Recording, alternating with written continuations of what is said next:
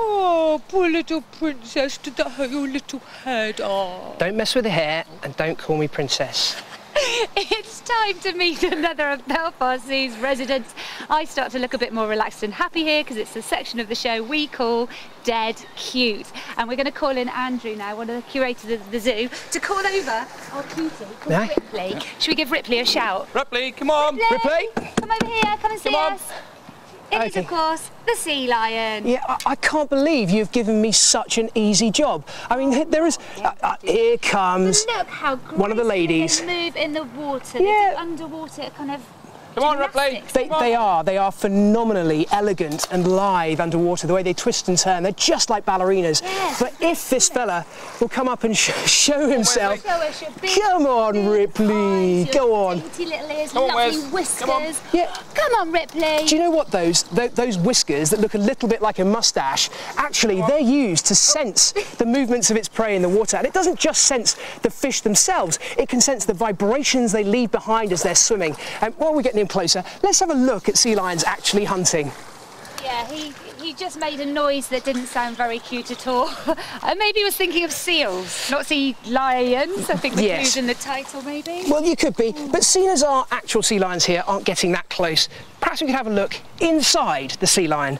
This is the skull of a large bull sea lion. You are joking that's a sea lion's teeth. I'm not. This is actually bigger and heavier than a Bengal tiger skull. Feel the weight That looks like a wild of that. cat's It's bigger than any living cat on the planet at the moment.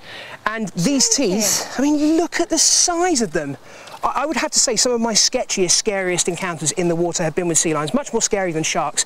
The females are very intelligent, they want to play, they're mischievous. The males are fiercely territorial. You get into their patch and they want you out of there and they leave you in no doubt about it, and it's very, very frightening. They bark at you underwater, you can hear it from a good distance away, and then they will show off those teeth right in your face like that. Okay, yeah, fair enough. I would be a little bit nervous if Ripley did that to me. Should we see if we can get him up here?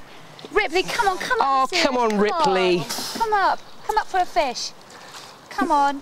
He does a cool little trick, doesn't he, as well, where he can sort of splash the water. Yeah, I don't think it's going to happen. We're not going to see that today. No, unfortunately not. Oh, but I still think his face is cute. Well, he may be cute, but there's no doubting he is deadly. Very deadly. Yes. One of our big missions here on Live and Deadly, as I think you might have guessed by now, is to get you lot outdoors. You'll be surprised to discover what's out there, just waiting for you to go and find it here in the UK. But be warned, if Mr. Backshall is involved, prepare to get muddy. And I mean, really muddy.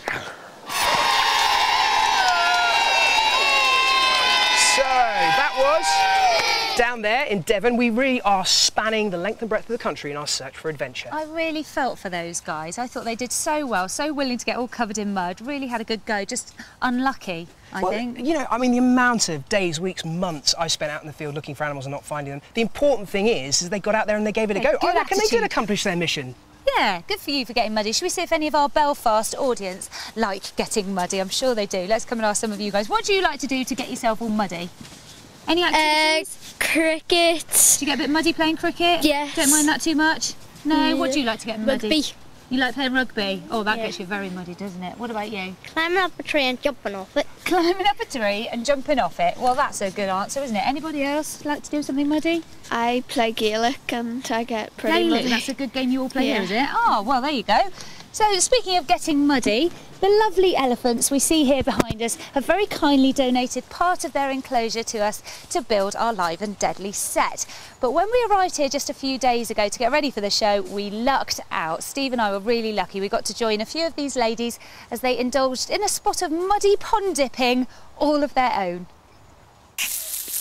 You're being very trusting, Naomi. I really wasn't expecting you'd ever get anywhere near me and a hose of water again. Yes, I'm nervous. Please don't spray me with it again. Well, I'm kind of hoping that the elephants might do it for me. Look at Dunya over there. So these elephants, they're having a mud bath today, the ultimate mud bath. Now, we were cleaning them up the other week. How come we're now getting them all covered in mud? Well, but this is cleaning them down. I mean, it's a very kind of human way of thinking to think that, you know, blasting yourself with water and covering yourself with soap is actually making yourself clean. Yeah. In the natural world, it's much more common to cover yourself with mud to get rid of parasites, biting insects, dead skin, that kind of thing.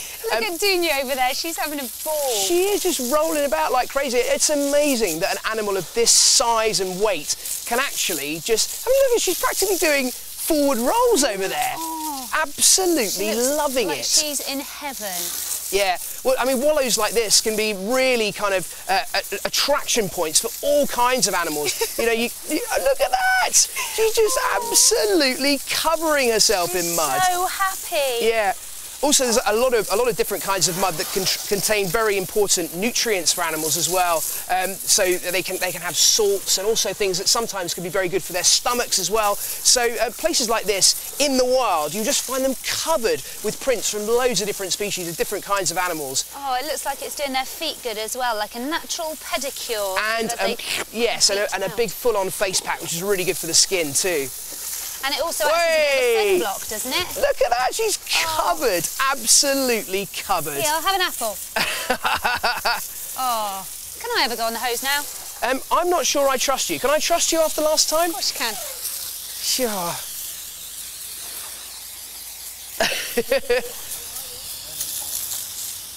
I haven't forgotten that he held the hose towards my head. I'm just biding my time, that's all. Now these elephants here, they are a really special bunch of girls. They've had a tough old life. Most of them were performing in the circus, others were set to work carrying logs. It's by no means a natural life for them.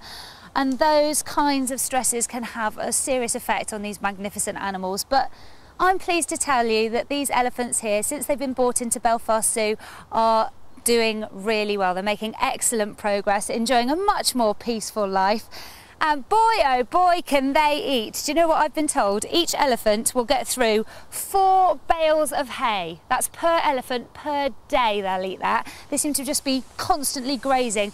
And as far as eating your 5 portions of fruit and veg a day go, well, this lot will eat a wheelbarrow full. Again, that's each elephant each day will eat a wheelbarrow full. So do you fancy some of this stuff, girls? Here, have a carrot.